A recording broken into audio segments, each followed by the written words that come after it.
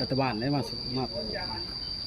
เบิ่งรับลูก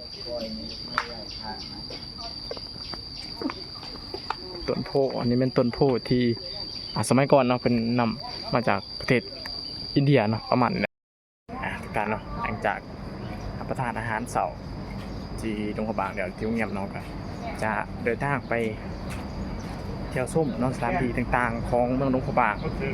จุดแรกที่เราจะไปมันนี่ก็คือวัดพระผู้ศรีเนาะวิธีไว้กำลังเดินทางไปตอนนี้ครับประมาณ9 โมงปลายเนาะ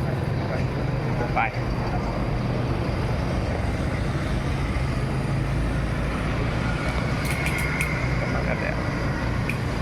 บรรยากาศ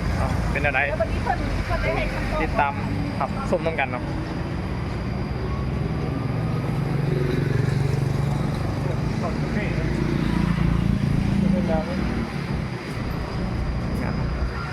อย่างก่อนนะเนาะอย่างก่อนมันพวกจะกดแต่เป็นบรรยากาศดูที่ทางขึ้นเนาะจะเป็นอะไรไปเบิ่งน้ำกันเนาะ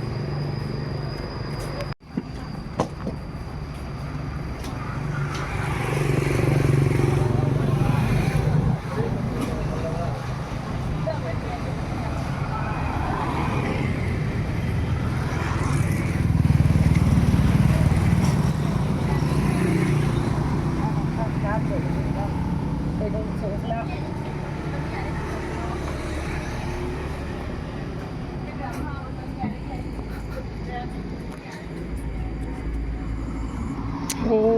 ระหว่างเก่ากลับมาจากในเสาร์นี้เนาะมากค่ะ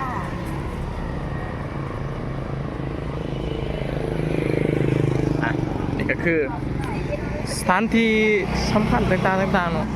เดี๋ยวลงมาจากพระธาตุผู้ศรีเนาะพระธาตุผู้ศรีเขาจะลงมาซุ่มนี่เนาะ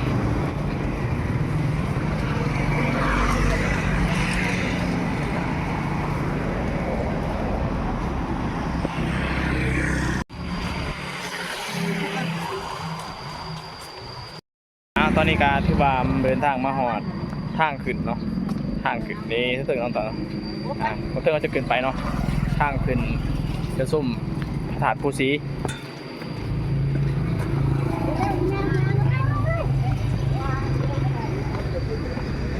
เดินไปเนาะ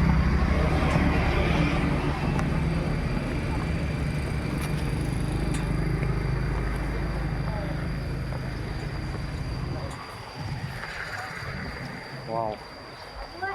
มาคือเอกลักษณ์สัญลักษณ์ของการได้ยอมรับนอกจากของการยูเนสโกเนาะมาเป็นเมืองมรดกเดี๋ยวมาถ่ายรูปกันเดี๋ยวจะมาถ่ายรูปเนาะ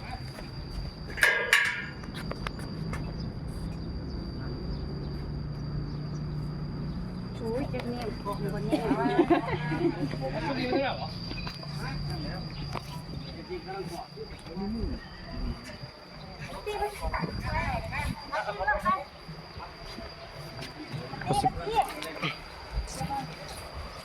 ถ่ายรูปก่อน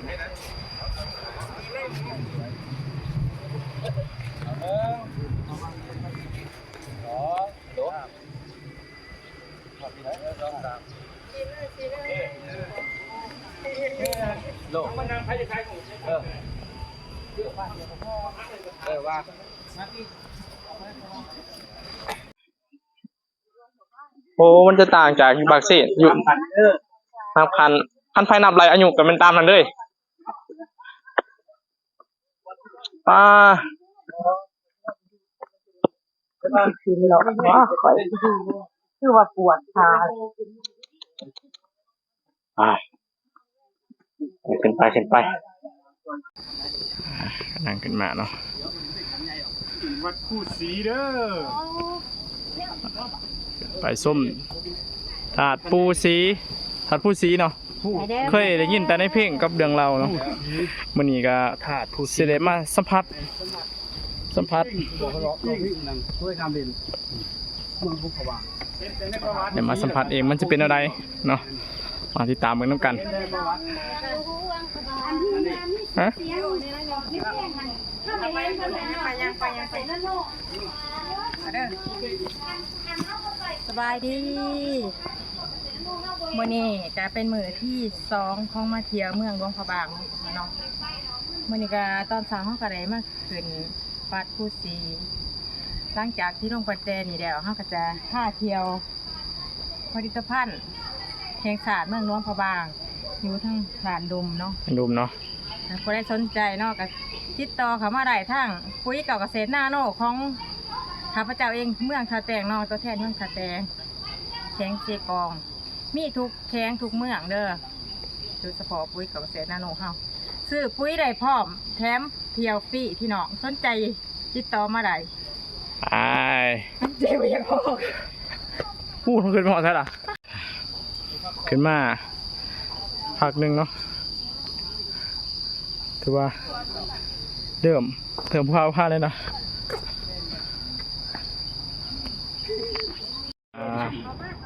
บรรยากาศมุมสูงเนาะมุมสูงของเมืองหลวงพระบางวัดวิสุทธิ์เคยยินแต่ในคลิปวิดีโอเนาะแต่ว่าวันนี้ก็รับสัมผัสตัวจริงเนาะ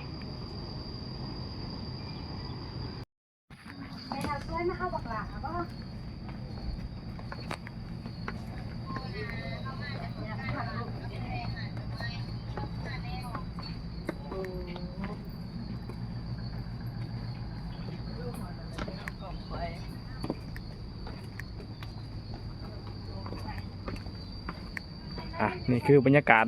หลังจากขึ้นไปเดี๋ยวเนาะก็ลงมาไปสถานที่ใหม่อีกเนาะนี่คือเขาจะเข้าไปราชวังเก่าราชวังของพระเจ้าชีวิตเนาะในสมัยลาวเขามีราชวังแต่ว่าเพิ่นก็ยังรักษามูลเสือความเป็นเอกลักษณ์ของลาวล้านสร้างเนาะในสมัยก่อนไว้เดี๋ยวจะพาทุกคนเข้าไปดูบรรยากาศเนาะที่รุม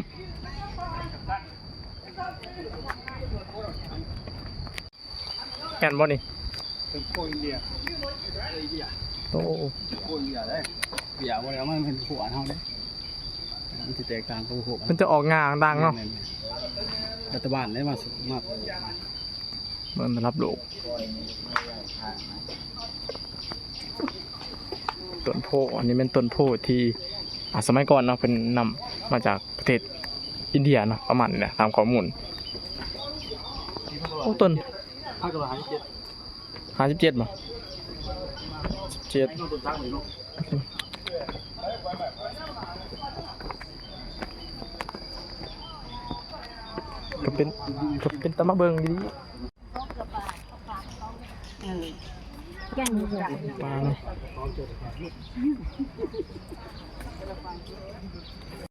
นี่เนี่ย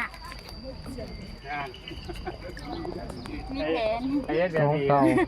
จองปุ๊บมีแผนเกิดขึ้น นี่พวกมัน10,000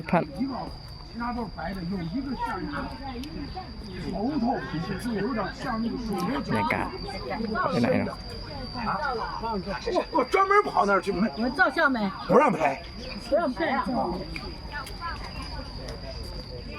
我刚才就第一个就跑那儿去拍。 ต้นตาลจะเข้าสมัยพุ่นแน่น เขาเห็นท้ายส่งเขาหมายเขา